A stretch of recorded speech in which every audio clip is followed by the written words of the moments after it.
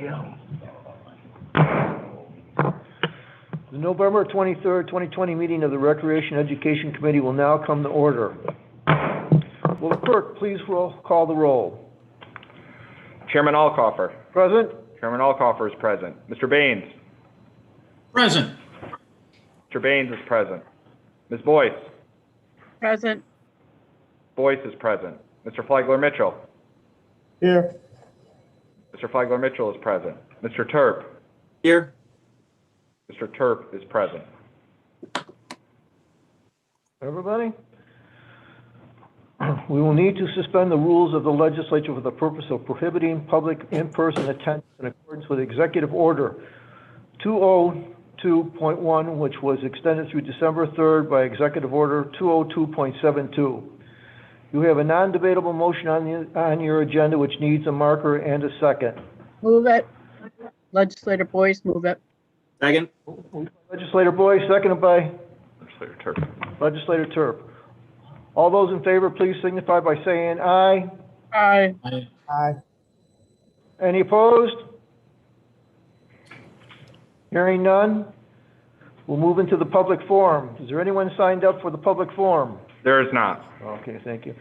And now we're going to have a presentation by Robert Franklin. I'd like to introduce Robert Franklin, Chief Financial Officer of Monroe County, who is here to present the 2021 proposed Monroe County budget as it pertains to the Recreation Education Committee. We'll have a question and answer period following the presentation. Mr. Franklin. Thank you, Mr. Chairman. I will share my screen. Here we go again. There we go. So thank you, Mr. Chairman. Our 2021 budget presentation as it pertains to the Rec and Ed Committee. So as in prior years, and again, Mr. Chairman, this should be a relatively brief presentation.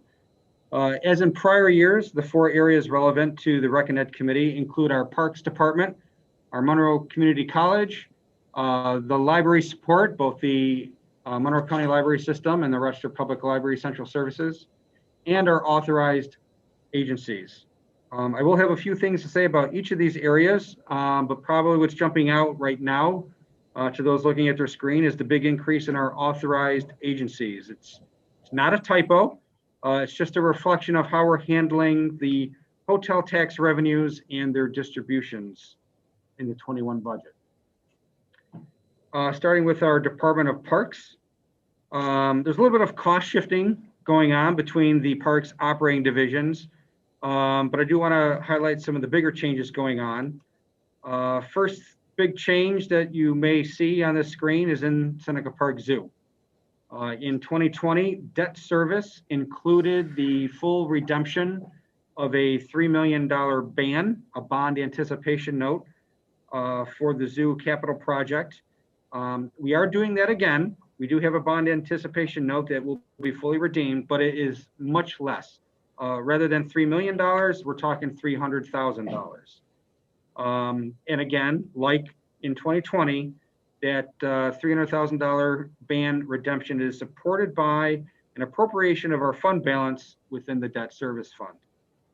So for both zoo appropriations and revenues, you'll see that $3 million come down to only $300,000. Also within the zoo is another big revenue change. You'll probably see as you go through the budget book, the loss of $1.525 million in hotel tax revenue. With COVID-19 pandemic putting a damper on hotel occupancy in our county, we've zeroed out all the revenue allocations to ourselves. And of course, the biggest revenue allocation to us is within Seneca Park Zoo. If by some miracle hotel occupancy takes off again, our plan is to allocate any additional collections above and beyond our budget back into the zoo.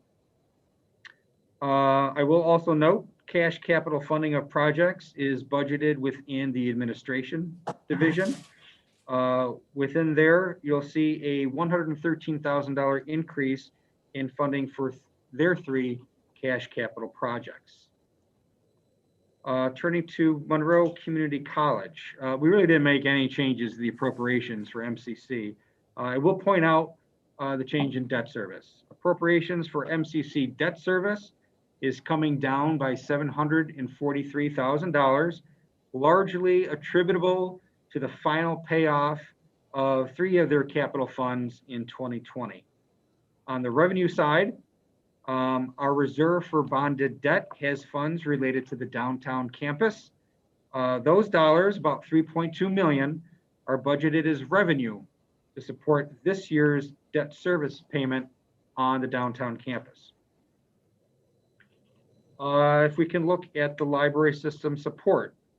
Within our library fund, there's a little bit of shift going on between appropriations for the county library system and the Rochester library system. The main drivers of the increase in net county support, however, reflects the $55,000 increase you'll see in cash capital funding of their computer refresh project, and overall a $72,000 increase in their existing debt service payments. And last but not least, our authorized agencies. Obviously, the biggest change in cultural and educational services is with respect to our hotel tax collections and distributions. I look back, 2010 was the last year in which Monroe County actually budgeted its hotel tax revenue and the corresponding distributions to community agencies. But we have an opportunity here to do things a little better. For me, that means budgeting, again, our hotel tax, not just on paper, because we've always presented it in the budget book, but within our financial system, SAP. I don't like to talk a whole lot about failures, but this pandemic has definitely shown how even routine transactions can fall through the cracks when a formal structure is lacking.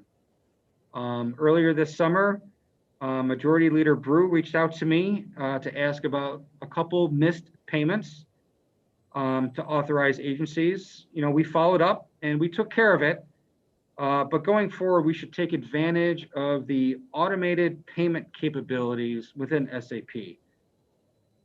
These hotel tax distributions, they're routine quarterly distributions. We can use SAP to set up it's called an invoice plan. We can set that up in advance at the beginning of the year and not have to rely on someone remembering to process a paper payment voucher. That's the kind of formal structure that will keep these payments on track to our community agencies. In order to take advantage of that, getting the distributions in our budget is really the first step. I'm excited about this because I know this component of SAP can work out really well for us. Mr. Chairman, that was a brief presentation as promised. I would like to stop sharing my screen and happy to entertain questions from the floor. Thank you, Mr. Franklin. I will now open the floor to any committee members who have questions regarding the recreation education portion of the budget. Yes, Legislator Boyce here. Yes, Legislator Boyce. Yes, I have questions with regards to the recreation budget.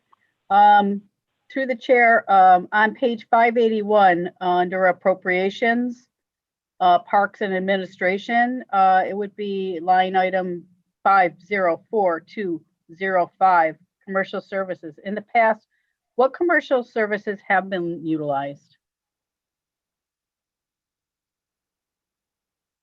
So, Mr. Chairman, within commercial services, I'll point out that the large spending in prior years really pertains to grants received by the department, specifically our Lake Ontario Flood Relief Grant in 2020, and that was used for project at Sutter's Marina. So just a follow-up question. So we won't anticipate any appropriations, any appropriating anything for this in 2021 on this line? No, Mr. Chairman. If there are unspent appropriations in 2020 specifically for this grant-funded project, because it's a grant, it will roll into 21 without us having to do anything. It's already programmed in SAP. Okay, thank you, Mr. Franklin. My next question is on page 583 under appropriations, parks and operations. Item or line item 501000, salaries. Does this represent new positions or raises in these existing positions? Actually, Mr. Chairman, thank you. Really, this particular salary budget reflects staff that have been shifted into this division. Shifted into this division. It's not additional positions. There's also the normal pay and step increases as outlined by the contracts. Okay, great, thank you. And then a question through the chair on page 583, appropriations, parks and operations, would be item number 501005, temporary help. This budget item is increasing by about 130,000 in 2021. However, there doesn't appear to be an increased seasonal or part-time position listed. What are the accounts? Why are these accounts changing? Thank you, Mr. Chairman. When we look back in recent history, the Parks Department has really been spending a lot more money in seasonal help than what their original budget has reflected. This $750,000 appropriation request for 21 is really an effort to try and get our budget more in line with how the spending has been going. Okay. And I get one more question. Through the chair, again, on page 583 under appropriations, the equipment, it looks like we're spending less than we normally do on this line. Will this cost us some more, maintaining equipment down the line, or we aren't maintaining the equipment? Like, how are we justifying this?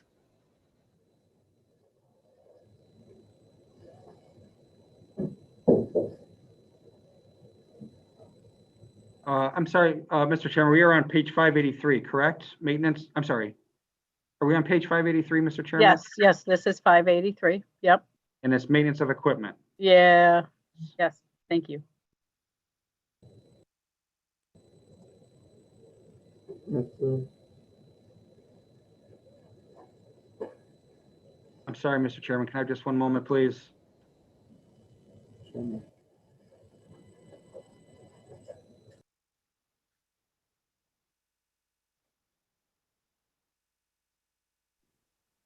I'm sorry, Mr. Chairman, without delaying, I will follow up on that question.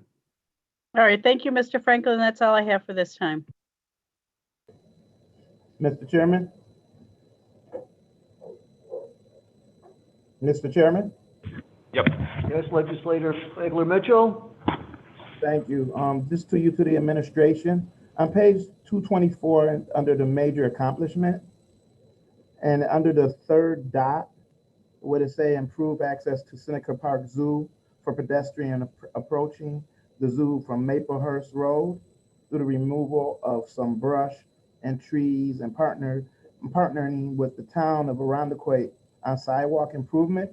What was the cost, if any, of that project? Through you, Mr. Chairman, to the administration.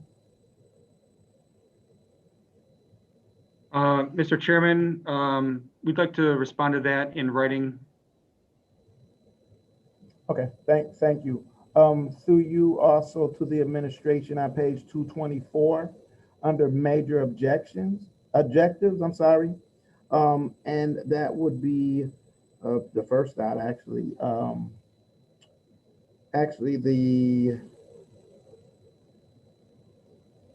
The first dot, all the dots actually. But when was the last time the parks was updated? And can you explain what it will take to get them back to where they need to be at? What was neglected in them?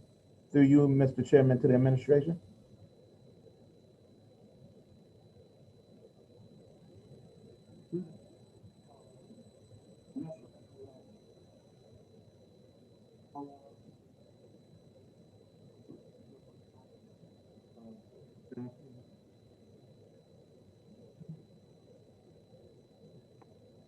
And my apologies, Mr. Chairman. We do have the Department Director, Patrick Meredith, joining us.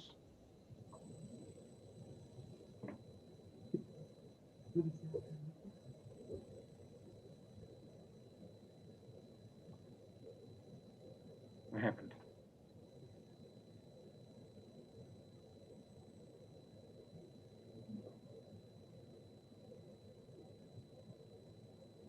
Mr. Chairman, did you lose me? I can hear you, but I don't hear, the director, Meredith. I don't see him as a participant. Actually, Director Meredith is sitting next to me. Oh.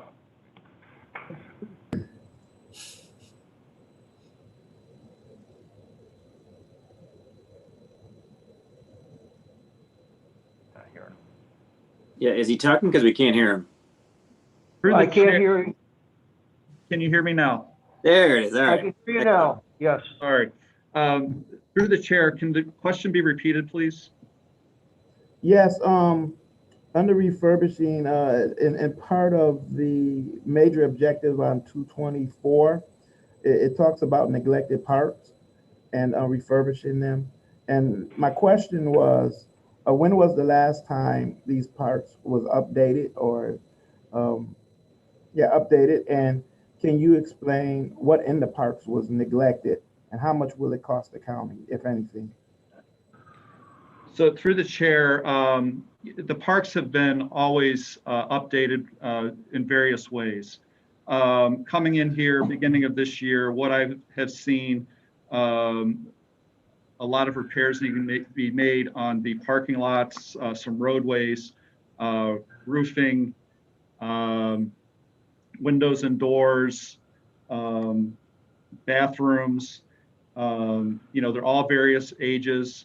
But it's going to be a multi-year task to, really bring these to a point where I would be happy and satisfied to add more amenities, if you will,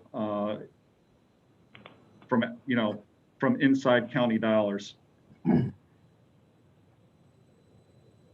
Thank you. And how much would, through you, Mr. Chairman, to the administration, how much will it cost the county, if anything? And also, will it hinder the normal operations when we get ready to do these upgrades? Through the chair, normal operations will not be hindered through any of these upgrades. We will take things offline as they're not being used to make the upgrades. So I don't see any issues with that. As far as costs, we have not really identified yet total costs for things such as parking lots and roads. Roofing, it depends on the structure, but it's not millions of dollars, but it's, hundreds of thousands. Thank you. So most of these are pretty much wear and tear that, you really have no true control. As long as it's there, you're going to have to do something every so many years. This is another question to the administration.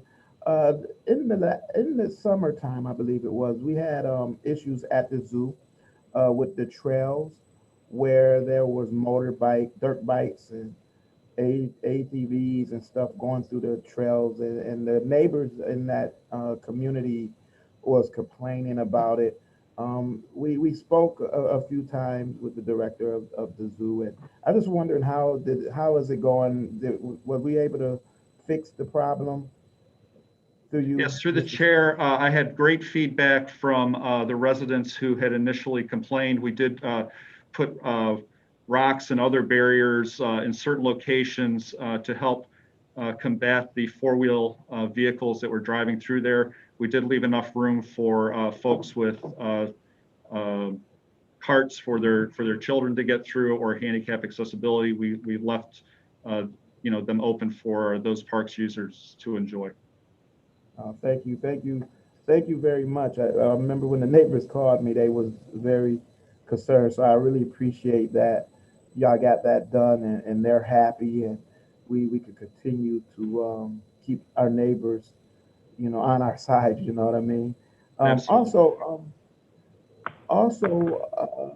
under major objectives, page 224 again.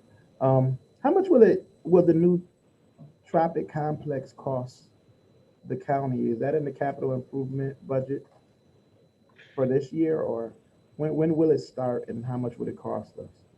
And that'd be under major objectives. Through the chair, I believe we're budgeted at $28 million for that project. And that's at the zoo. Yeah, all in was 38. Okay. And through you to the administration, when would that project start? Through the chair, we're looking at going into design this coming year, 2021. Okay. And through you to the administration, how long will it take to complete? I think right now we're currently projecting 2023 for completion through the chair. Okay, I'm excited about that. Also, the to you through the administration, that they are speaking of some community members are speaking of a civil rights park that they're getting ready to design. I wonder if the county have any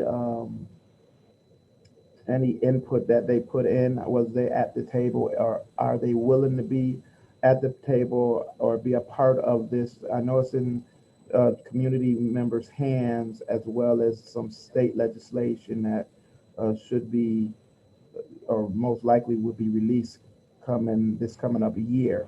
And I believe it's called the Civil Rights Park. It'll be over in the 22nd LD. Have the county heard of it? Through you, Mr. Chairman, to the administration. So through the chair, I'm not aware of that, but would be happy to hear more about it. Okay, thank you. We could probably connect after so that we can have a conversation. Thank you. Sure, thank you. Also, you're welcome. Also through on page 225, I'm sorry, on appropriations by object. Why is there a big change in the contractual services from 2020 to 2021? I think I know because I just heard Bob talk about it, but I just want to double check. Thank you, Mr. Chairman. The 2020 amended budget for contractual services does include the grant we received from New York State for Lake Ontario flooding. It was about $270,000. So that's why that amount is much higher than the budget request for 21. Okay, thank you. And that's all due to you to the administration, Mr. Chairman. That all due to the grant.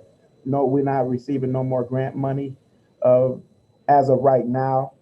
Correct, Mr. Chairman. All right, thank you. Okay, also on page 225 on the appropriations, what debt services includes what? So, Mr. Chairman, our debt service line, for the most part, includes the payment on bonded debt or notes. In 2020, the $8,016,000 included $3,030,000 for the full redemption of a ban that we borrowed money related to the zoo's tropic exhibit. So that was fully paid off. The 21 budget, we still have a ban. It was a different borrowing this year, but it's only $300,000, not $3 million. So that's why that particular line is coming down so much. Okay, I kind of knew that because of the presentation, but thank you. I just wanted to double check off my notes. I'm also in that same area. Can you please explain what is an asset equipment? For this particular line, Mr. Chairman, again, 2020 included an additional $50,000 for motorized equipment, which was grant funded. The 21 budget includes $180,000, and that relates to a capital lease for its mowers, correct? Yeah. The greenskeeping equipment for the golf courses. So it's capitalized lease, capital lease. Gotcha. So every time I see that, that's pretty much what I'm looking at when they say asset equipment. Okay, thank you. Just a few more questions. In the same area, but under divisions, why is every division dropped besides operations and golf? So for explaining the changes in each of these divisions, I guess I would direct you to their appropriate page. For example, the decrease you see in Parks Administration, I would direct the committee to page 230 for a more in-depth explanation of what those changes are. And on page 230, when you look at administration, you can see some declines in personnel services. And a lot of that has to do with the fact that we have a new administration with significant staff turnover, and the new guys are coming in at a little lower salary. We see some higher money for capital projects, and that is specifically for the 4 cash-funded projects outlined in the CIP. So this was a planned increase. You can see in contractual services, this is where you'll see $265,000 of that state grant that we're not going to be receiving in 21.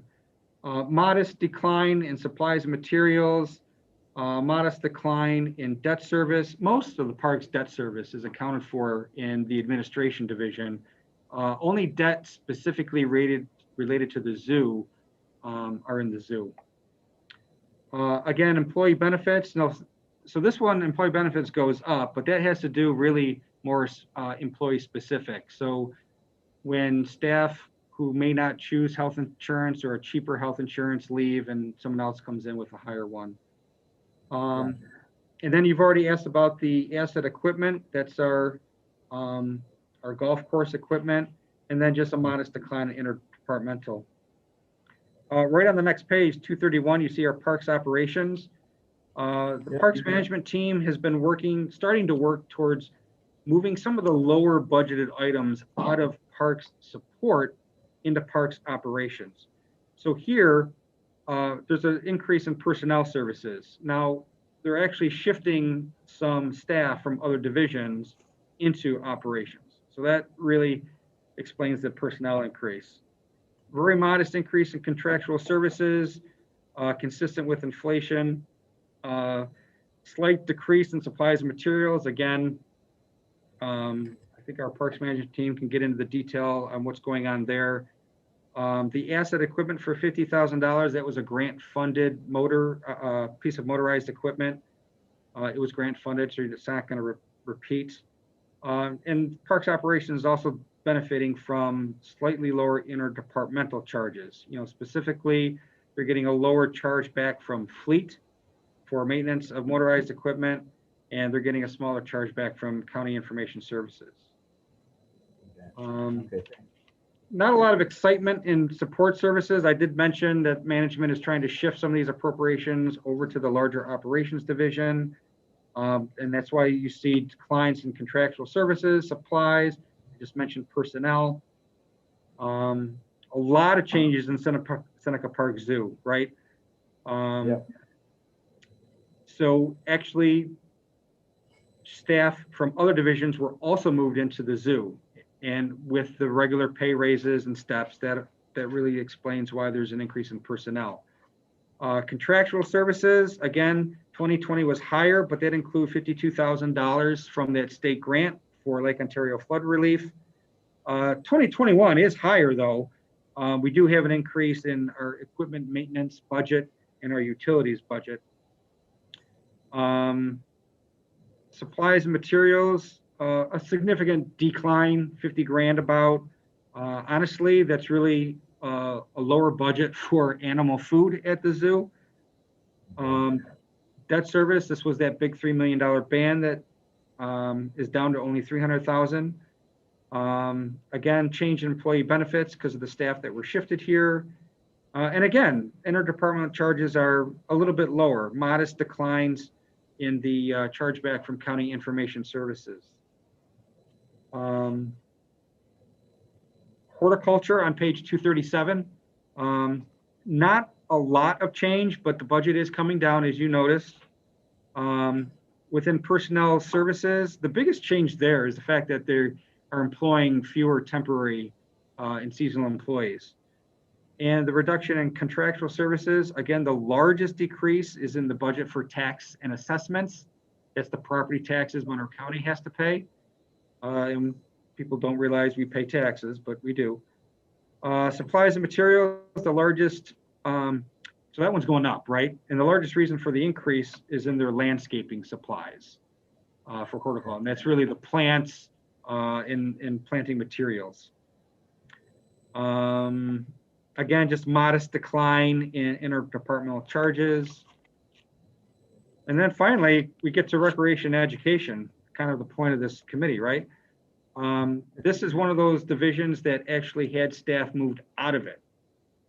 We are also reducing the amount of seasonal staff. So you see a big decline in our personnel services. They are budgeting more money, specifically $1,200 in contracts, but that's specifically for training programs for our staff. And just a modest increase in supplies, materials. A lot of that is first aid kits. And this is an area that's a slightly higher charge for interdepartmental charges. I mean, we're talking, what, $8,000, but on a 15,000 budget in 20. Here we're seeing higher workers' compensation costs, higher charge for liability insurance. And this is one area where there's an increase in county IS chargebacks. And we can talk about that, what goes behind those. You'll probably ask questions when we get to Ways and Means, which is another staff department. Oh, I forgot golf. How could I forget golf? Not a lot of change in golf, though. That goes from a $2 million budget, $2,003,000 to $2,016,000. The only modest changes really are in personnel, and that's the fact that we've shifted FTEs into the golf division, increased the budget for temporary help and overtime based on what we were experiencing in the past couple of years. Almost no change in contractual services, almost no change in supplies, higher employee benefits, but that's because we brought in some additional FTEs from other divisions. We talked about asset equipment and the fact that the mowers are actually a capital lease, and the Parks admin has moved the charge for that out of golf into admin. And then you're seeing actually higher interdepartmental charges, and really a lot of that is unemployment insurance. Thank you. It was a mouthful. I'm sorry, Mr. Chairman. It's all right. You answered about, I only got one more question. I mean, you done answered most of them. So thank you. On page 226, under park fees, golf lessons, are the people doing the lessons, are they contracted with the county or are they county employees? Yeah, that's that's actually county staff, and they are PGA members, right? They're golf pros. And Okay, so they're salaried with us. They're not a contract with. You are another correct. company. You're correct. Okay. All right. And you said they're PGA personnel? Yes, they are. Cool. And just one more, this is a comment. Do we have a area in the county where they look at abandoned graveyards? There's a Revolutionary War graveyard that, and I see little graveyards as I go different areas. Does the Parks Department deals with those graveyards in the county? Do we have a list of them? Yeah, neither of our parks managers are aware of a list. I'm not sure who really manages something like that. Right. And maybe we can have a sit down and talk about figuring out how we can ID them, and that's people who graves is there, and we don't want people to build on top of people's graves, So maybe we offline we can have a sit down meeting and try to come up with a plan to make sure we can ID them and everything else. So that's through you, Mr. Chairman, to the administration. Thank you for your question. That's all I have. Legislator Baines. Frank, do you want to call? Yes, Legislator Baines, do you have any questions? Yes, I do. Yes. Thank you, Go Mr. ahead. Chairman. Before I ask my questions, I want to declare my interest. Our daughter is the president of the Rochester Public Library. I was piqued through you, Mr. Chairman, to Mr. Franklin. I was piqued my curiosity by your comment that the expenditures in the Parks Department have, at least recently, if not traditionally, exceeded the budget. And it seems like we've had some real variance in what's happening with the budget. Is that particular to the Parks Department, or is that typical of all departments, that there's a significant difference in the budgeted amount and the expenditures? Mr. Chairman, it is not a routine occurrence within the county. It definitely happens from time to time, and then we have to go figure it out. But I think a lot of these issues come to light when there's a new management team in place and they have a different style or a different way of viewing their responsibilities and the appropriations needed to carry out those responsibilities. Very often, I know, being at social services for 8 years, I know with the turnover in leadership within public health over the past 8 years, when the new management team comes in, there's often a lot of reorganizing that happens. Reorganizing to how we structure our teams, how we structure our divisions and cost centers. So I think it's very common for when a new management team comes in, you see quite a shakeup in the next year's budget. I know the Parks Department had, over a number of years, started the budget process with a set of intentions. And then for whatever reason or variety of reasons, as they get into working during the year, some need arises that causes them, or some priority jumps in that causes them to shift their focus and perhaps spend their budget in other areas than originally intended. Through you, Mr. Chairman, that concerns me. Can we talk a little bit about the controls? In other words, I appreciate that when new people come in, and thank God for new people, fresh eyes, fresh approaches, but what are the controls that we have so that a department does not make up its own mind mid-year, mid-budget, how it wants to spend money when we've been through a process this granular in planning? Through you, Mr. Chairman. Mr. Chairman, we do employ budgetary controls. We follow the guidance outlined in county law and the state comptroller's accounting and reporting manual, specifically Chapter 6 for budgeting. Our budgetary controls, we have some, I think in the prior committee, I mentioned travel. Travel is its own line item control. We have several items like utilities, travel, the provision for capital projects that are their own. The budget control is at that line item.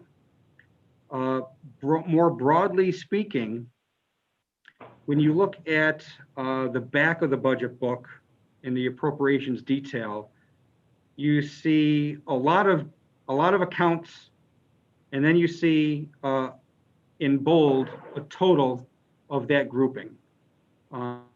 Budgetary control is at the lines in bold in the back of the book. So I'm going to pick on contractual services. Contractual services is an object of expenditure. And through the state comptroller's guidance and county law, budgetary control is at the object of expenditure. The lines within contractual services, mileage, occupational exams, commercial services, utilities, that's a bad example because that's its own budget level, cellular telephone, those are called sub-objects of expenditure. And it is acceptable for a $1,500 cell phone budget to be instead used for mileage reimbursement, as long as the total contractual services budget is not exceeded. If there's going to be a problem, the roof collapses, or the toilets need major repairs, departments have the ability to request a transfer between objects of expenditure. That budget transfer request has to be approved by the department head and the budget office. That would allow a budget to move between contractual services and, say, supplies and materials. So that the budgetary controls we have in SAP, I will say, are consistent with how the state comptroller guides us to implement those controls. And Thank you, Mr. Franklin. again, there are some particular items that they have their own control, so you can't spend travel on anything but travel unless there is a formal request to transfer. Through you, Mr. Chairman. Thank you, Mr. Franklin, and you're an excellent explainer to an English teacher of budget matters.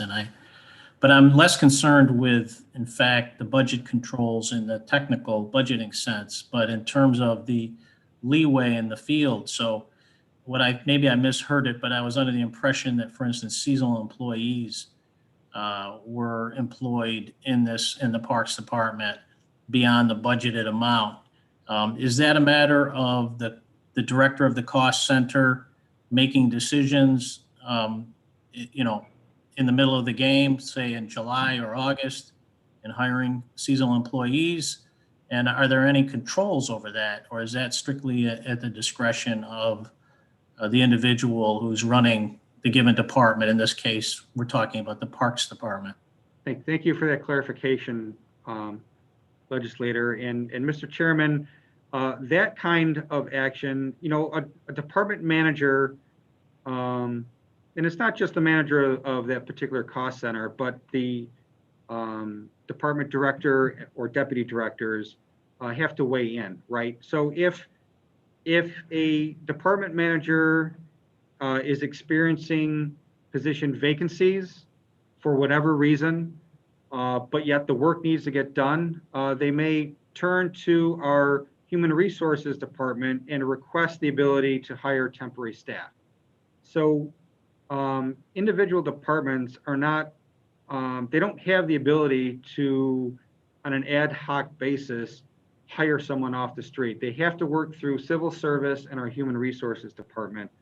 And part of that is a budget review to see how they will pay for that temporary help. Often it is because they have a budget for salaries that is projected to be underutilized. Thank you. Through you, Mr. Chairman, I'd like to speak to the question of the library funding. And again, working in a macroeconomic sense, not getting into a granular line by line. Is this the first time in many years that we've increased the funding for the support for the RPL? Yes, Mr. Chairman. A long time, probably not a long time, but maybe a couple years. And I have a schedule I could tell you, but I just can't tell you tonight. Probably 3 years, maybe 4. So through you, Mr. Chair. So for a 3 or 4 year period, funding was flat, and I'm pleased to see it go up, especially in a tough time, because library services are critical, particularly for those who are digitally impoverished or unable to access the world of information in their own circumstances. Could you speak to the pitch that the library made, or in general terms, or the thinking that went into the increase, just for historical and institutional memory, please, through you, Mr. Chair? Mr. Chairman, I do believe we have the library director, Patty Utaro, on the line. Good evening. Through the chair, I'd be happy to address that. The Central Library funding has been held flat for a number of years, and we have managed to maintain a good level of service and number of hours that were required to be opened by the state. This year, in presenting our budget to the county, we used the rationale that, as we have in the past, that we have negotiated wage and benefit requirements and commitments to our union staff.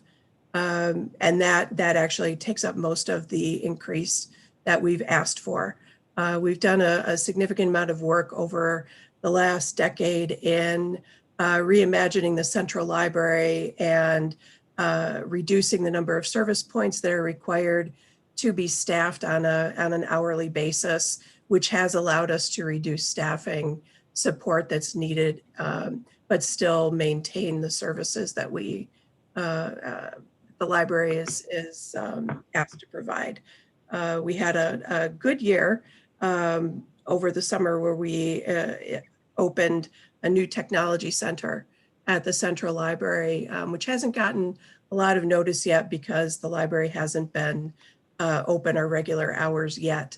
We were able to do that with a combination of city capital funding and private funding, and are now able to provide classroom space, private workspace, and general computer access space, as well as access to laptops that can be used within the library and MiFi devices that can be borrowed as well. We're very grateful for the increase in central services funding this year and have been very appreciative of Mr. Franklin's work with us.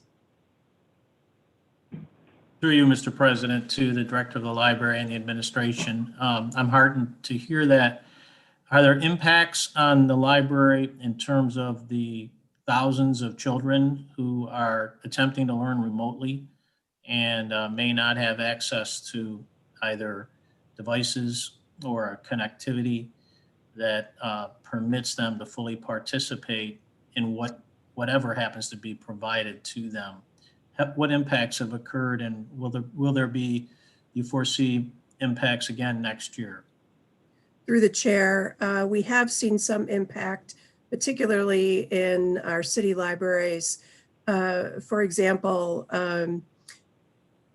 early in September, we noticed families sitting outside the Central Library at 8 o'clock in the morning using the Wi-Fi access so they could check their children into school on time.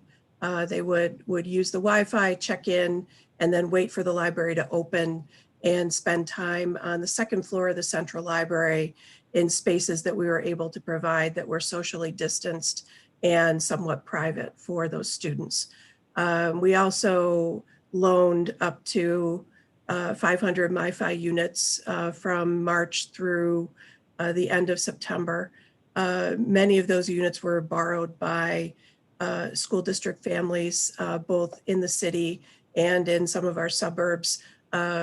Legislator Terp worked with us to get some of those devices to the Webster School District last March. We also provided devices to Gates, Irondequoit, and some to Honeoye Falls. What we're seeing across the county are students who do not have adequate internet access at home or adequate equipment at home, relying on the library to do their basic schoolwork. Since the beginning of September, we've had several high school students who have become daily regulars at the Central Library Teen Center, only to use the equipment and the Wi-Fi that's available there because they don't have private space at home where they can concentrate and work. Or there's families where there are multiple children attempting to do their work at multiple levels in school, and the home is not set up in a way that those children are able to adequately concentrate. I think the city school district has done a good job in getting equipment to students as best they can. We heard from many families early in the school year that the MiFi devices provided by the school district were not adequate for many areas of the city. And that's why families were seeking out devices from the library. But it is my understanding that that situation is being corrected by the school district with new MiFi units becoming available that are actually using the same vendor that the library has used. Thank you, Director, and I appreciate that. And I'm heartened by the effort that my colleagues have made in the legislature and that you're making. Jumping to another macro budgeting question, which is relative to MCC through you, Mr. Chairman. I'd like to chat a little bit about MCC and how our funding and relationship with MCC, has it been affected by the recent major demographic and pattern shift in college attendance, the number of students who are staying home in Rochester and not attending four-year schools? Can you speak to the needs at MCC and whether or not our relationship with MCC has been shaped, our funding relationship, by their need? Through you, Mr. Chairman. Mr. Chairman, I don't believe we have anyone from MCC on the line. I guess I would say, and not that I want to speak on their behalf, but I would say our funding relationship with Monroe Community College has not necessarily been dependent on increases or decreases in their enrollment. I think all are aware that college enrollment has been trending downward for the past several years. I know former President Dr. Kress has commented a number of times that when the economy is good, enrollment tends to go down in community colleges, and when the economy tanks, community college enrollment tends to go up, and that's people who are seeking to learn a new skill or change careers. Our funding to MCC at $19.13 million has been relatively flat for the past several years.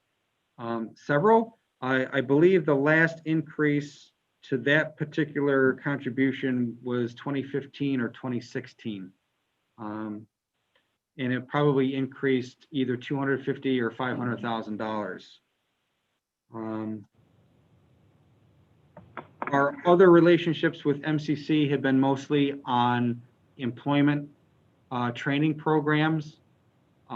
We've heard either the county executive or the director of planning and development talk about the Empower program, which is almost like, and I'm not going to do this justice, but it's kind of like Ladders Up 2.0, the next iteration of that project to match employers seeking to hire trained individuals with those seeking jobs who also may need training.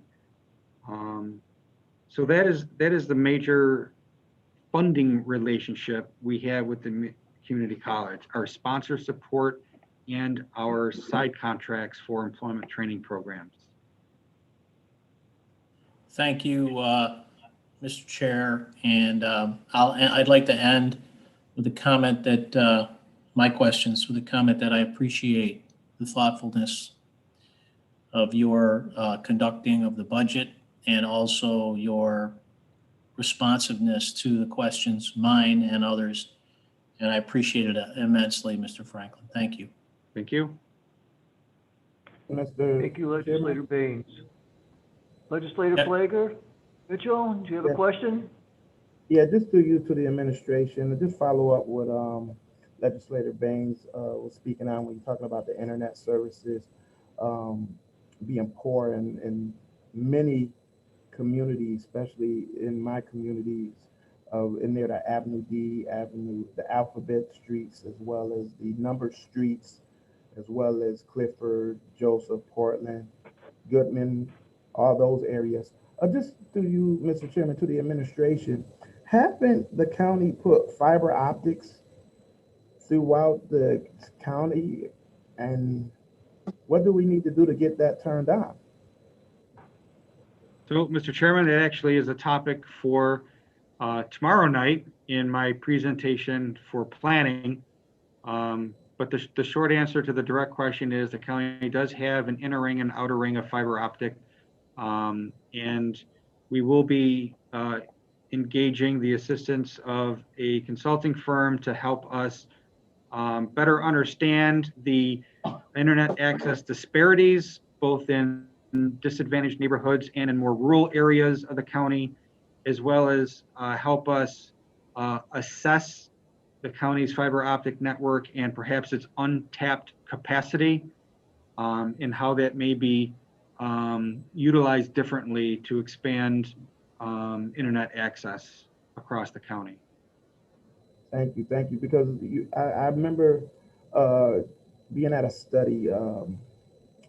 DNC did a wonderful presentation on redlining when it comes to resources and internet. The same redlining that is designed for communities of color is the same redlining when it comes to internet. And it's important that we get that right. If we have the capabilities to be able to give solid, strong internet through fiber optics, we have to figure out a way to turn that on so that everybody can have access to internet and strong internet at that. I mean, a family in 2020 shouldn't have to go to the library and stand outside to try to get an internet signal. And we have fiber optics in the ground, and all we got to do is figure out how to turn it on. I mean, that's probably, we was ahead of the time when we placed it, but then it looked like we had to stop. Something ended up stopping us from having these internet resources for our communities, and that there is what would help not just the inner city but the rural areas, because fiber optics, from what I understand, is that by far the best. So I mean, I think we have the infrastructure, we just got to turn on the switch. Thank you. Legislator Baines, one more question, please. Go ahead, Legislator Baines. I'm inspired by, through you, Mr. Chairman, I'm inspired by my colleague, Legislator Flagler Mitchell's comments to just make another observation, and that is, Mr. Franklin, I know there are a lot of moving parts, and in fact, good work is being done in this area, and I want to thank the library.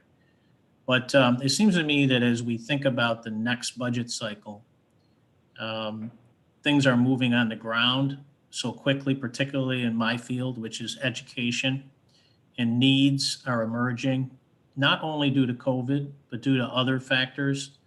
And it strikes me that in our budget next year, maybe some revisioning, we're going to need to think 2-3 budget cycles out for a sustainable way of thinking differently about supporting learners of all ages and all needs throughout our county.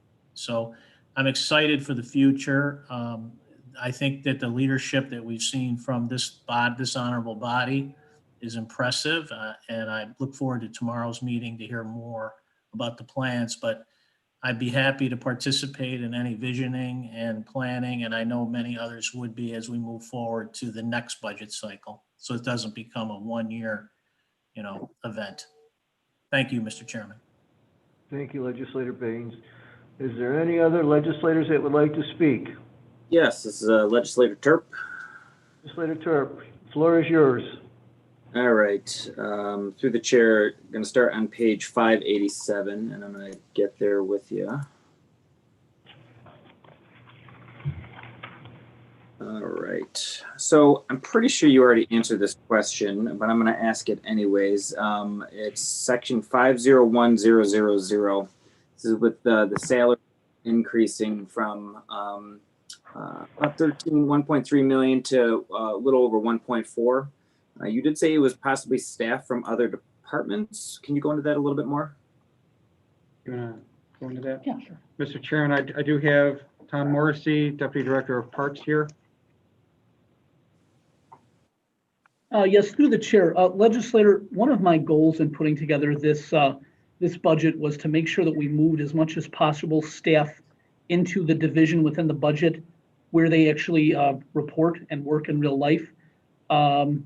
So basically what we're seeing is you'll notice that I believe our total headcount change from the 2020 budget to the 2021 budget is only one additional title, but a lot of those titles have physically moved around within the budget just to reflect more accurately where they really work, who they report to, just to make sure that our organizational tree is accurately reflected in the budget.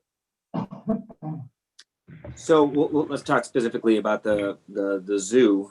Do you know what position or positions were added to their budget that technically were already there anyways, just not part of their budget? I don't have it right in front of me, legislator, but I have my work document that I use to kind of figure out where people should be. And I can get you a full list of kind of who was moved to where to make the.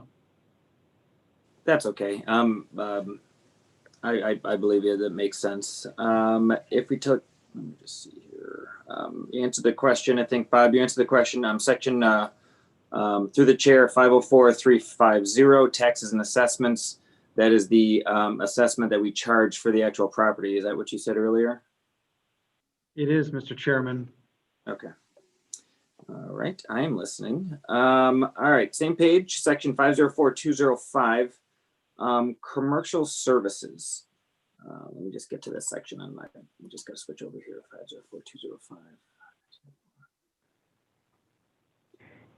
504-205. So back in 2019, we had 63,000, 2020, 51.9, and I'm sure there's a great answer on the tip of your tongue why we have nothing in 2021. Just wondering what that is. Mr. Chairman, it is not grants this time. Back in 2019, the $63,000 you see there as an actual really relates more to veterinary services. A number of legislators may recall we used to contract for a veterinarian. That position, that veterinarian has since I believe retired, and the county has employed its own veterinarian. In 2020, you still see a dollar amount, $51,900. That budget line included about 17 grand for security services that they thought were needed, but it wasn't actually utilized. So we've eliminated that from the 2021 budget request.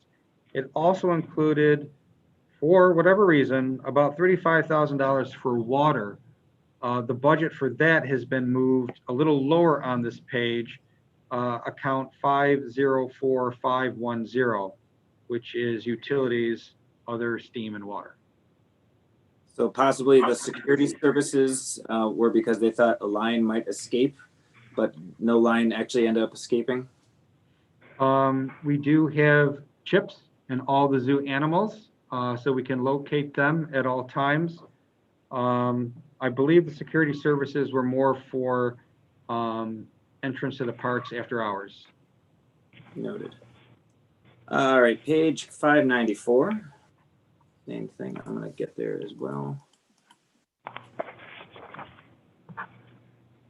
Section 504376.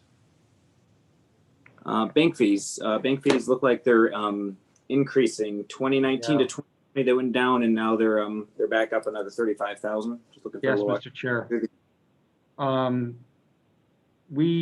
These represent credit card processing fees, encouraging more people to use internet-based payment methods rather than coming in. You want to add anything more? Does that cover it? Yes. Just to chime in here, hi, Tom Morrissey again, through the chair. We actually have really close now to our final, since the golf courses are closing down. Just want to chime in, the 55,000 that we're budgeting came in extremely close to our 2020 actual, so we're pretty confident that that is going to cover the credit card transaction processing for next year. It's honestly, it's just a fact. I think you just said this, Bob, but it's a factor of both the volume of transactions being way up at the golf courses. They're busy as heck this year. And also the mix of transactions. I think some of it is COVID related. People are using credit cards much more than cash than we've seen the prior breakdown between cash versus credit transactions. Do we see, through the chair, a possible need to increase our prices because of these fees are dramatically going up and people are using less cash, or are we making up the difference by volume of how much extra we're getting charged in fees? Yeah, through the chair, honestly, no, there's really no need to increase it, at least based on this year's actuals. The golf courses are making more money, significantly more money than they have in past years. Yeah, that's good. That's what we want. Obviously, we don't have to increase volume is better. That means we have a good service. And then the last question is page 595, section 541-700. Capital leases.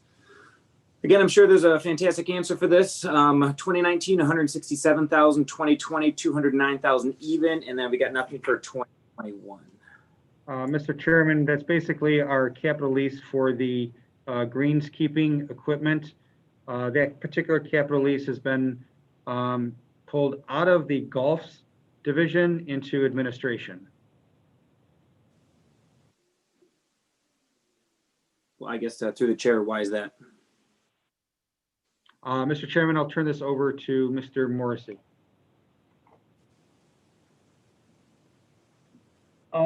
Through the chair, I'm actually not certain why that is. Yeah. That wasn't me. Yeah. Mr. Chairman, we'll make sure it was them and not us, but we'll follow up with you in writing on that. Okay, yeah, if we could find out if it stayed about the same, or where it is in the other budget and why it got moved, that would be great. And then I think that's it for my questions. Thank you. Does that conclude your questions, Legislator Turp? Chairman, that concludes my questions. Thank you so much. Does any other legislators have any further questions before I ask some questions myself? None? Okay. Mr. Chairman, sorry, I have one question. Okay. I'm sorry, I was on mute saying. Go ahead, Legislator Flagler Mitchell. Yep, just up to you, to the administration. How are we doing when we're talking about diversifying of the different departments in this committee, in the zoo and the library and different areas of the county? To you, Mr. Chairman, to the administration. Mr. Chairman, I'll turn this to Director Meredith. Through you, Chair, could I get the question posed again, please? Yes, I'm just trying to figure out this through you to the administration, Mr. Chairman, is how we doing when it comes to recruiting minorities? Through you, Chair, I've just recently hired a Latino woman as my executive assistant and recently promoted another minority in the field staff. And I'm also anticipating another promotion in the near future. And also, we welcome the partnership with the legislators to improve recruitment, and we'll be doing another diversity audit within the department beginning of next year. Also, we plan to work with the Urban Ecology Workforce Development Program much more this coming summer. All right, thank you. And I will be more than happy to work with you on that. Excellent, thank you. All right, thank you so much. That's all the questions I have. Thank you. Is that it, Mr. Legislator Flagler Mitchell? Does that conclude your questions? Yes, thank you, Okay. Mr. Chairman. Okay, thank you. You're welcome. Mr. Franklin, I have a few questions I'd like to ask you. The first being, what percentage of the department's budget is mandated versus non-mandated? Mr. Chairman, we can get you an estimate of that in writing. Okay. Next question. Regarding the general fund balance being applied to the Parks Department budget And if the general fund balance is being applied, what is the breakdown of restricted versus unrestricted applied fund balance?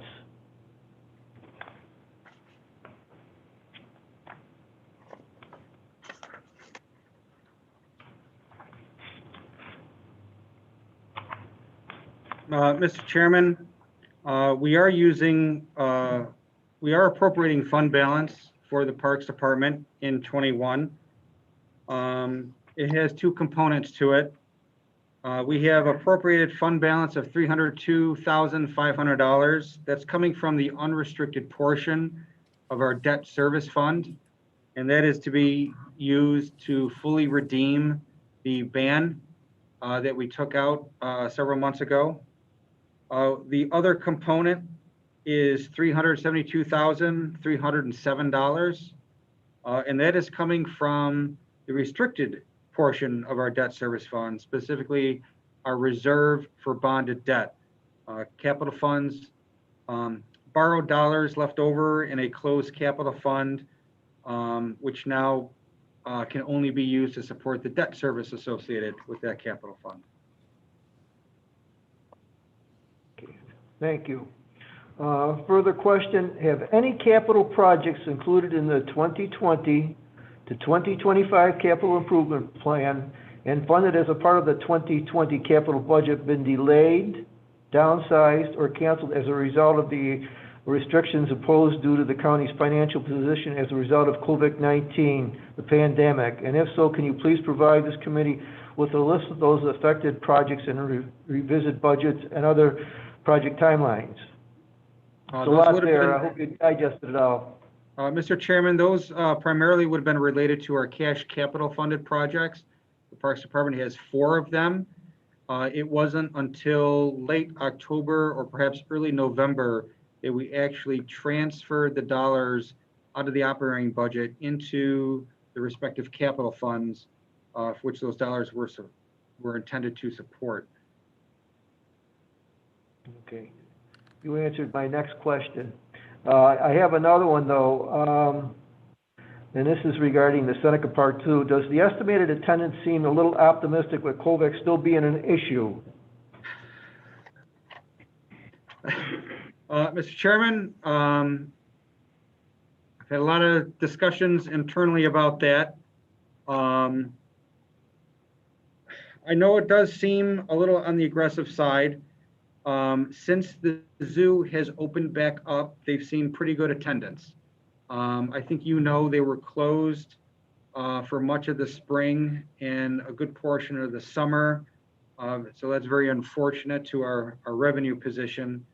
But they've had a very good interest in those seeking to visit the zoo now that they've opened back up. I do believe you have to schedule your visit, but they've had very good response. Today, we are going into the winter, and I kind of wondered, would COVID be somewhat like the flu and pick up over the winter? If there's any seasonality that might be okay for us in terms of zoo attendance, because I think zoo attendance tends to go down over the winter months and then pick back up again in the spring and summer. So if there is any seasonality to the coronavirus infections, it may be okay from a zoo attendance perspective. Much is to be seen on that. Okay, thank you. Can you share with us what measures are being taken to increase visitors at the zoo at this particular time? Mr. Chairman, I think I'm going to have to defer to our department management team.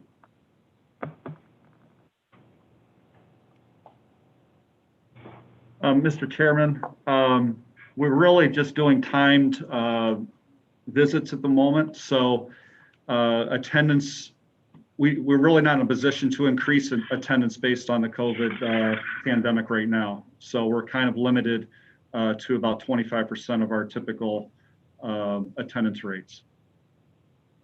Okay, very good.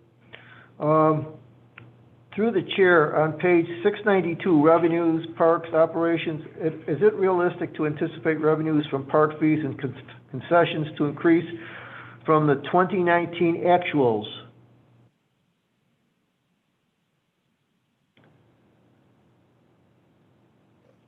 Mr. Chairman, are you specifically looking at the line for fees, 405000? Yes, park fees and concessions. Thank you, Mr. Chairman. That specifically relates to our lodge rentals, shelter rentals, campsite rentals. We've had a new signature lodge come on board at Powder Mill Park. And it's not an unreasonable expectation to budget at $1.7 million, especially since, again, somewhat related to the COVID-19 pandemic, people are looking for more outdoor activities. And if this were to continue on into the spring, I imagine campsite rentals will be quite robust, as well as shelters.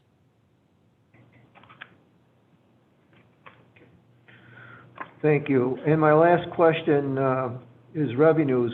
We are not budgeting much for state aid this year. What is the reason for this? Mr. Chairman, this particular line is really related to our state grant for snowmobile trail maintenance. A lot of that is revenue in and revenue out because we contract with the local snowmobile clubs for that maintenance. So that will come back around. Okay, great. Okay. Well, thank you. Are there any other legislators that may have questions regarding the budget? Yes, Legislator Boyce. Yes, Legislator Boyce. Yes, I have one further question, and that is with regards to this portion of the budget. And that would be, we really would like a breakdown of all the positions in this area. They're that are authorized, the ones that are funded and the ones that are vacant. I know that both Majority Leader Brew and the President have submitted those to the administration and have not gotten those answers. So we're really looking for those answers.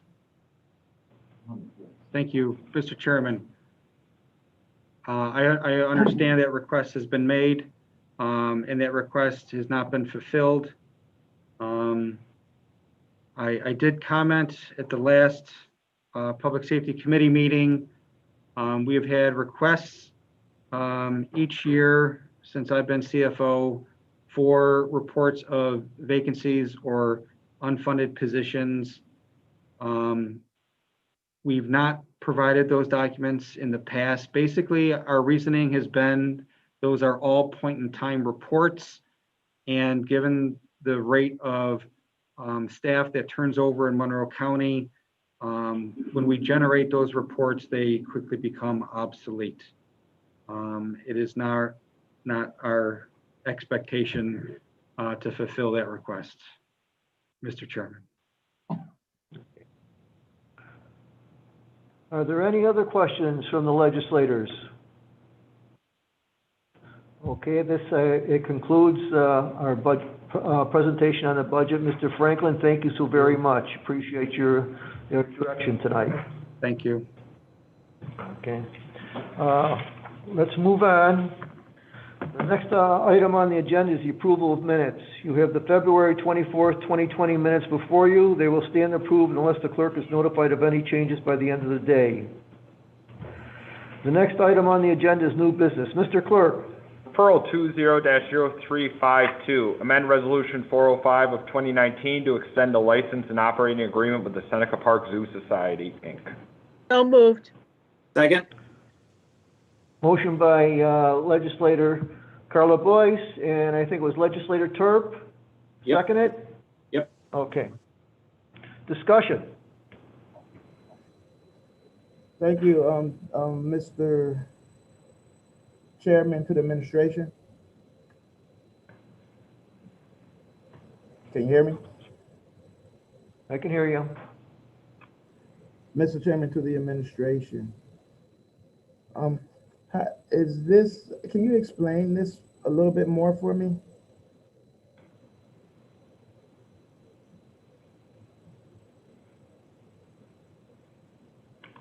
Mr. Chairman, I'm going to leave the Zoom meeting and we are calling into the phone. Can we have a minute, please? Okay. Yes, sir.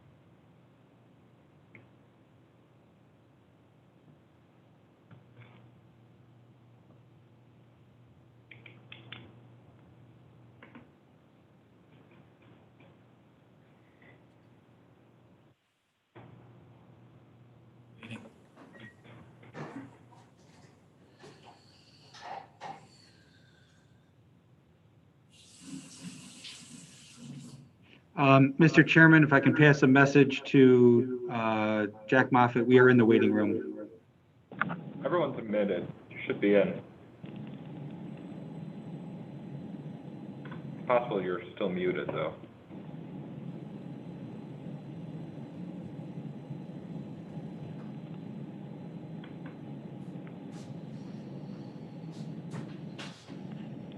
Okay, Mr. Chairman, can you hear us all right?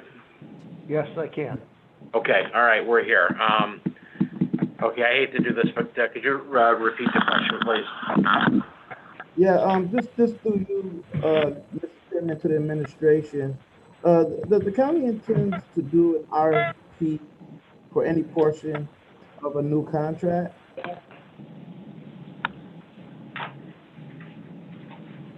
And the reason I'm asking is because in what I'm reading, and I'm hoping I'm getting this right, is that we're looking at, it would seem that there are items that we can look at MWBE, such as food service, gift shop, education, you know, some of the things that MWBE can perform.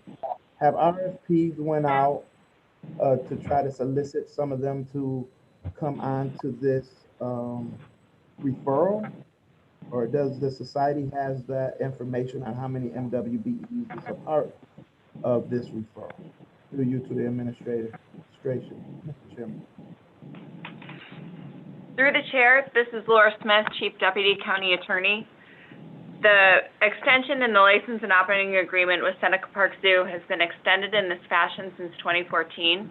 It is our intention during 2020 to put together during 2021 to put together an RFP to be awarded and be before the honorable body for awarding for starting in 2022.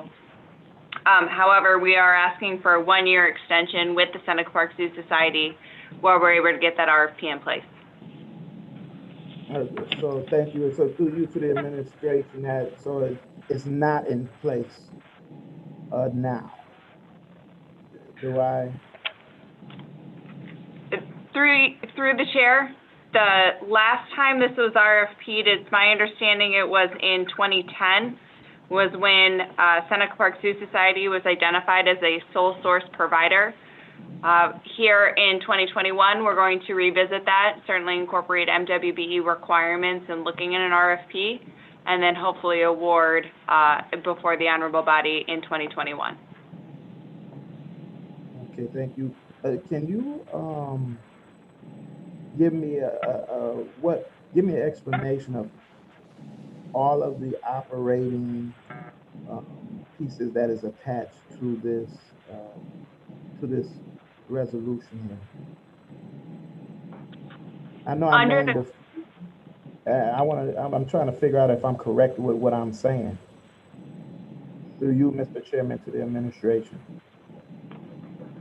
Through the chair, the Seneca Park Zoo Society, under its current contract, runs the concessions at Seneca Park Zoo, as well as the gift shop, and also some special events such as Zoo Brew, Zoo Boo, and other rental facilities for park education.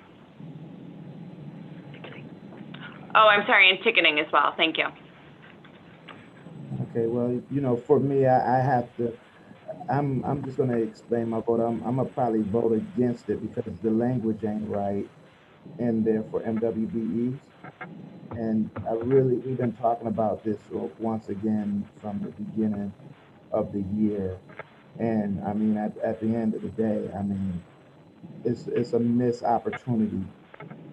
And I know you're saying that y'all going to put it in next year, but you know, we've been talking about this for a while now. So I'm probably gonna vote no on this.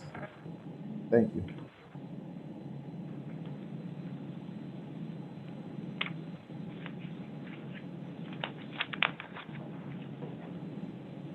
Any other legislators want to speak up on this matter?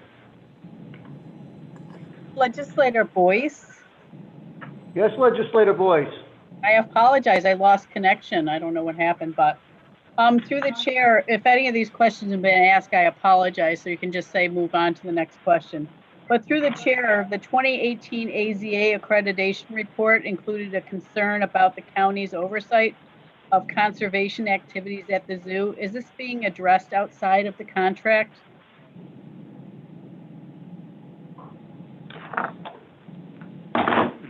Through the chair, the Seneca Park Zoo Society contract does not address AZA and conservation efforts. We can get a better answer to you in writing, though. Okay, thank you. And through the chair, the 2015 Seneca Zoo Master Plan envisioned a shared funding commitment between the county and the Zoo Society to complete the capital improvement. Is the Zoo Society meeting its commitment to the master plan funding? And do we know the total amount they've raised to date?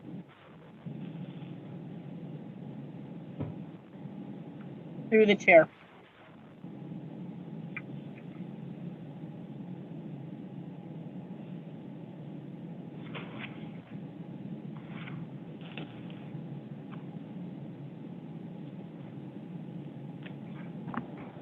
Through the chair, it's our understanding the Seneca Park Zoo Society has $8 million in hand in their funding, but we can get firmer numbers in writing. That would be wonderful, thank you. Through the chair, in the last 10 years, the Zoo Society has it been sued by any other current or former county employees?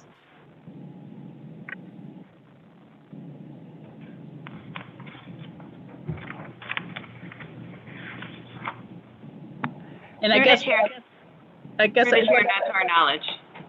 Okay, so, you know, according to that recent article that was published in the DNC, the Zoo Society and its chief executive officers are being sued for defamation by the zoo's veterinarian and a county employee over accusations of allegedly made by the Zoo Society, which is subsequently the county investigation determined to be false. You know, these are some of the questions I have with regards to that.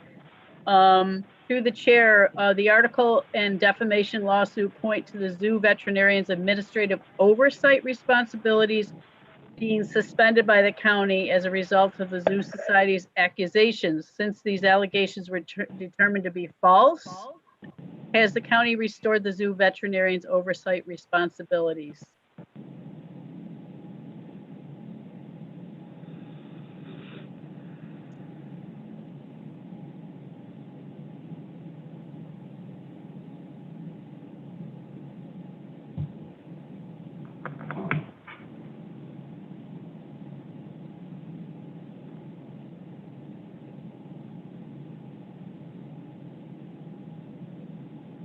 Did anyone hear that question? Through the chair, Monroe County is not a party to the lawsuit that was referenced in the DNC article, so we cannot opine on the matters discussed in pending litigation.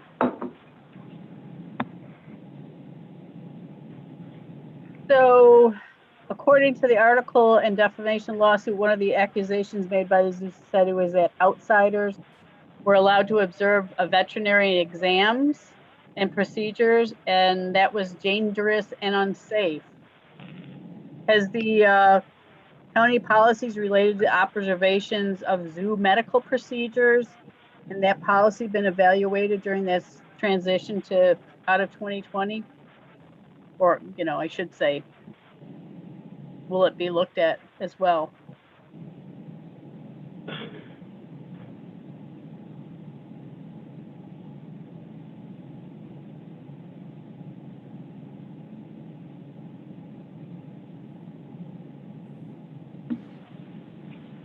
Through the chair, the county is always reviewing policies to ensure that we're engaging in best practices.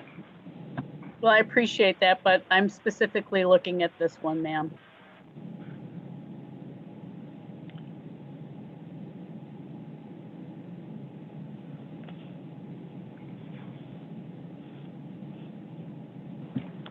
Through the chair, we'll review that question and get back to you in writing.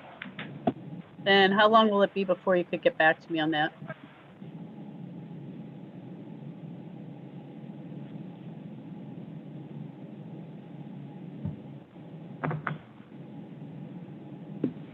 Through the chair before the legislature meeting. Well, that would be great. Thank you. Through the chair, how would you characterize the county's relationship with the Zoo Society over the last 11 months, given the accusations? An investigation which found accusations to be false, a subsequent defamation lawsuit, and it would appear that the relationship is tense at best. Now, this is based on the article, best or adversarial at worst, and how has it impacted the operation of the zoo on a daily basis?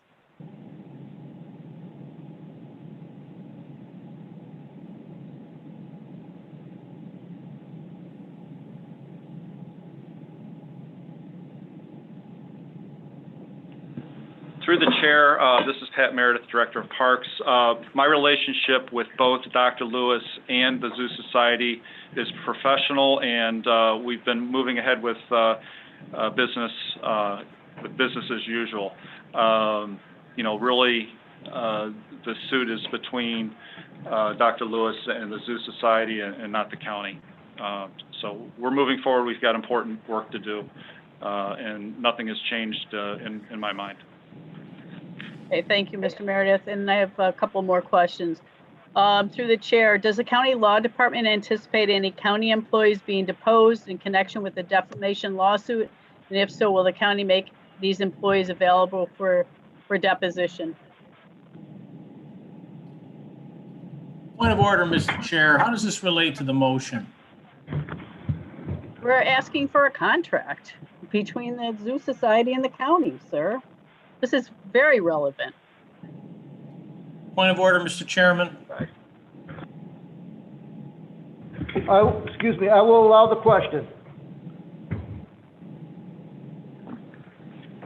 Through the chair, this is County Attorney John Bringawatt. The county has not received any discovery requests in the lawsuit, so I really can't speculate at this time. Okay, thank you, Mr. Bringawatt. And through the chair, can the administration please provide this committee a copy of the communications from the Zoo Society that contained the original accusations along with a final report of the county investigations which found these accusations to be false? Through the chair, yes, we can follow up in writing on that. And finally, through the chair, how would you characterize the county's reaction to the zoo veterinarian's defamation lawsuit against the Zoo Society and its CEO? Supportive, non-supportive, or do you feel it's just neutral at this point? Through the chair, we take no position in litigation to which the county is not a party. Okay, thank you, sir. So in light of this current situation involving accusations, investigations, and lawsuits, and its complexity and continuously evolving nature, I don't feel at this time we have enough clarity to move forward. Therefore, I believe the best forward path is to table this motion and this to allow us to gain more information and greater clarity. Furthermore, the Zoo Society and Zoo can seek to operate under this temporary licensing agreement as done so in 2018 and thus tabling this item would not jeopardize nor delay operations. Therefore, I move to table this through the chair. Thank you, legislator Is there a second? Carla Boyce. May I have a second to that motion, please? Second? Second by legislator Turp. Any discussion, further discussion? Sorry, no discussion on No the table. discussion, okay. All those in favor, please Roll signify call by vote, saying. please. Roll Roll call call. vote, please. Okay, On the motion to table, Mr. Baines. No. Mr. Baines votes no. Ms. Boyce. Yes. Ms. Boyce votes yes. Mr. Flagler Mitchell. Yes. Mr. Flagler Mitchell votes yes. Mr. Turp. Yes. Mr. Turp votes yes. Chairman Alcoffer. yes. Chairman Alcoffer votes yes, 4-1, motion is tabled. Our next item is referral 20-0353, acceptance of a grant from the New York State Office of Parks, Recreation, and Historic Preservation for the Snowmobile Trail Development and Maintenance Program, and authorized contracts with the Hilton Snow Flyers, Inc., Webster Ridge Runners Snowmobile Club, Inc., Salmon Creek Snowmobile Club, Inc., and Hill and Gully Riders, Inc. for the repair and maintenance of trails. Move it, Mr. Chairman. Second, Mr. Chairman. Motion by legislator Turp, seconded by legislator Carla Boyce. Discussion.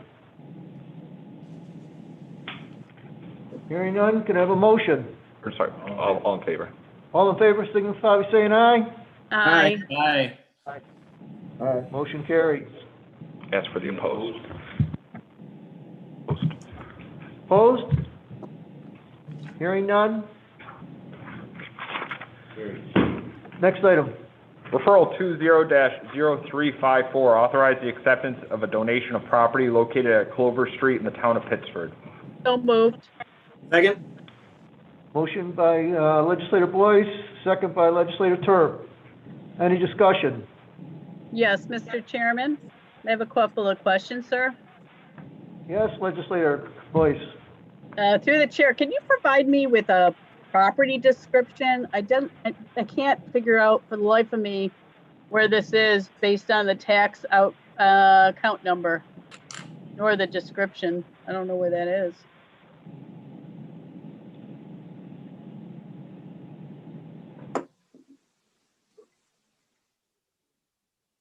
Mr. Chairman, I believe we have Tim Murphy on the line to answer that. Through the chair, off of Clover Street, I'm trying to think of the cross street there. Mr. Chairman, it's Canfield Street, I believe. Field Road. Yes, thank you. Okay. So it would be, as you're heading to the south, it would be on the easterly side? Through the chair, that's correct. Okay. Through the chair, are there any improvements planned for this property? Through the chair, there are no improvements planned for this property. Okay. And does this property currently generate any revenue for Monroe County through property taxes, fees, or et cetera? Through the chair, it's minimal because the property is encumbered by a conservation easement. Okay, thank you, Mr. Murphy. Appreciate it. You're welcome. Any further comments by the legislators? May I have a motion, please? Sorry. So moved. We are, vote, all in favor. Aye. All in In favor, favor. signify by saying Aye. aye. Aye. Opposed? Motion carried. I'll get this right when okay. Referral 20-0355, amend resolution 144 of 2011 to extend the license agreement with the Lilac Festival, Inc. to produce the Lilac Festival in Highland Park. Move it, Mr. Chairman. Second, Mr. Chairman. Motion by legislator Turp, second by legislator Carla Boyce. Discussion. I'd just like to say that I'm obviously a huge fan of the Lilac Festival. Definitely agree with this, and I will be voting in the affirmative to continue this great tradition. Any other comments? All those in favor signify by saying aye. Aye. Aye. Opposed? Motion carries. Next item? That's our last item. That was it? Yep. Okay. If you go down to other matters. Yep. Okay, let's see. There be no other matters. November 23rd, 2020 meeting of the Recreation Education Committee stands adjourned. The next meeting of the Recreation and Education Committee will be on Monday, December 21st, 2020 at 6 p.m.